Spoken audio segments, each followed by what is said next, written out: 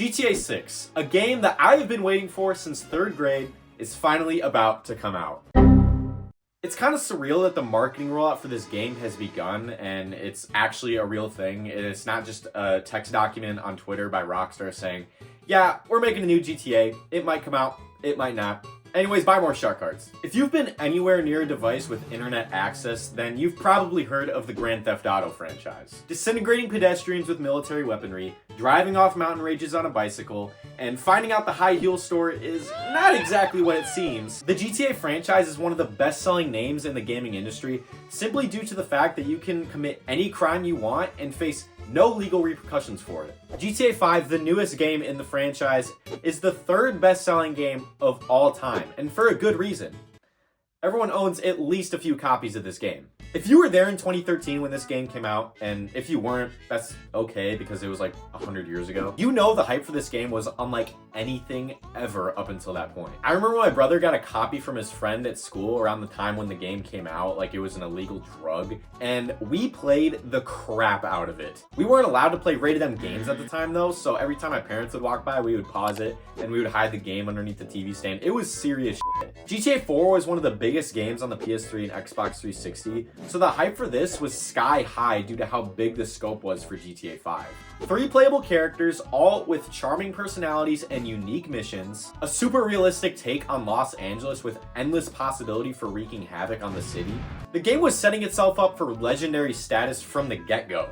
All that's great and all, but what took GTA 5 from legendary to mythic status was GTA Online. On top of a ridiculously replayable story with loads of content, you can also hop online with your boys, customize a character, buy your dream cars, get military equipment that no human should probably have access to, and make millions of dollars in digital currency. Or instead of grinding for hours to get $20,000 that could probably buy you a rusty sedan and a chimichanga, you could buy shark cards, which instantly give you the money, no hassle. One of the main reasons Rockstar's still riding GTA 5 out is simply due to the fact they've been milking this puppy dry for 12 years now. Obviously, they've been working on Red Dead Redemption 2 for a large sum of the 12-year wait. And if you ask me, it's been 110% worth it. That game is a masterpiece, and if you haven't played it, I am giving you permission. Turn this video off, go play it right now. Please, I am begging you. You will thank me. But in the middle of the Red Dead 2 and GTA Online craziness, the one thing that all of us have been waiting for was the announcement of the mythical GTA 6. I think that the GTA 6 talk really began around when everyone finished Red Dead 2 and they went back onto GTA and they realized how buns the game looked compared to Red Dead. Like, don't get me wrong, the game still looks great, but at its core, you can tell, yeah, this is a PS3 game. For years, it really wasn't much more than rumors and leaks of what GTA 6 could be and how far in development it was. I remember in 2020 during the PS5 presentation, Rockstar pump-faked the world so hard by putting their logo in front of a trailer and then it just ended up being a GTA 5 re-release. And not even that came out for like another year, so not only did we have to wait for a GTA 5 re-release, but we also were all waiting for GTA 6. I'd say that is really when the wait for GTA 6 became like, alright, this is getting annoying now. The first big leak for GTA 6 was talking about how the game was going to have a female protagonist as well as take place in Vice City, the Grand Theft Auto version of Miami. And when that leak came out, oh boy did the floodgates open. Talk and speculation for GTA 6 ramped up to an all-time high, and despite all that, Rockstar wasn't saying anything. We all knew that GTA Online was kind of dying down. Like, they were still updating it frequently, but you could really tell that GTA 6 was Rockstar's main priority at that point. After more months of speculation, the big one happened. Hours and hours of gameplay leaks showcasing GTA 6 graphics and how far the game was in development at the time, and it looked like test footage. Because that's what it was. You could tell that this was not going to be the final version of the game. It kind of just looked like if you took GTA 5 and then threw it into a Red Dead 2 blender. But despite that, it looked exactly like what we wanted. A new next-gen GTA experience.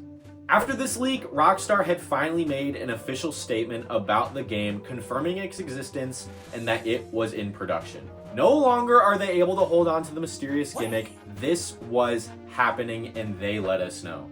However, after this, we had essentially heard nothing about it from Rockstar. This is the era where I think the wait went from grueling to painful. After all the leaks, we still didn't have a gameplay trailer, we didn't have a teaser trailer, we didn't have any official artwork from the game, we didn't have a release date. This is when GTA 6 entered the mythical phase. The concept of playing a new GTA game was like flying cars or Frank Ocean releasing a new album. No matter how much time had passed, we still had nothing from Rockstar. We really got blah blah blah before GTA 6. Well, blah blah blah or GTA 6 come out first. Blah blah blah will be out before GTA 6. GTA 6 had become the when pigs fly of the new generation. It was an idea, it was a concept, it was something that only existed in a perfect world, not a game that we could pick up and play ourselves.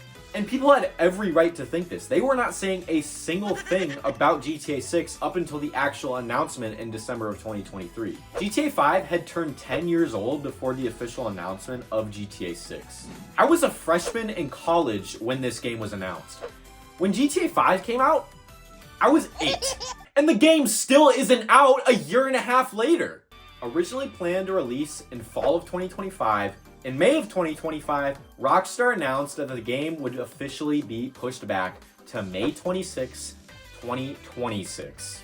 They softened the blow a few days later with another trailer and a huge amount of information about the game on their website. But even with all this game lore and in-depth new character descriptions, it still doesn't feel real. I can literally look up the game on my PS5 store, and despite that, the game still doesn't feel real. And I don't think it will feel real until I have the game in my hands in May of 2026. It's like, no matter what, this game just cannot be released. It's so ingrained in pop culture as this mythical being that the fact that in a year, hopefully, I'll be able to play this game, it just doesn't compute in my brain. Whatever, the delay doesn't really matter that much to me. I've waited over half of my life for this. Literally, I can wait another year happily. Every year, me and my friends, we throw on our bike uniforms and we go on a 9/11 memorial ride around the map. It's always super fun and chaotic. Although I'd like to go for a 9/11 memorial ride in Vice City, I can always go for another round in Los Santos. At least this time, I know for sure it's the last time. Hopefully.